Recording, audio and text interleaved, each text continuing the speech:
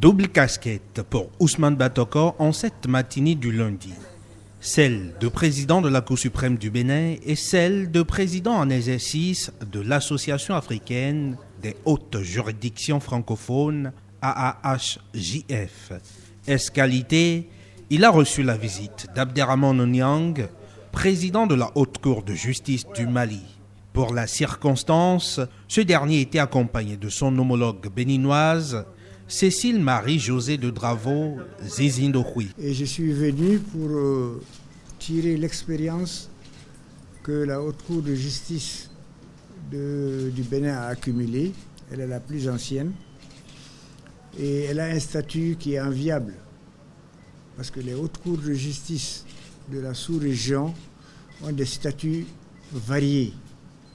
Visite pas si anodine finalement, découvre-t-on une demi-heure après l'audience à la cérémonie d'ouverture de la 22e session du conseil d'administration de l'AAHJF à laquelle prend part Abderrahmane Niang en qualité d'observateur. Nous, on courait derrière vous, on vous cherchait partout.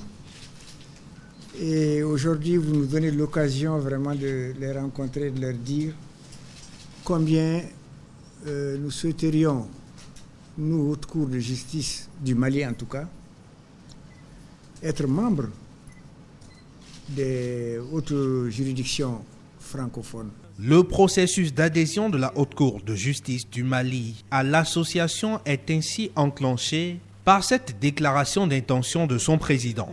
Pour l'heure, des sujets urgents comme le vote du budget 2020 de l'association vont être examinés à cette 22e session. La présente session a donc été convoquée au siège de notre association en application des dispositions de ces statuts.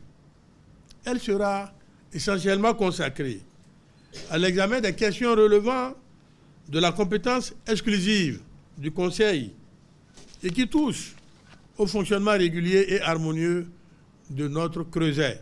Ainsi que le dispose l'article 2 de ces statuts, l'Association africaine des hautes juridictions francophones accueille toute juridiction suprême nationale ou communautaire, quelle que soit sa dénomination, dont les décisions sont sans recours et s'imposent à tous.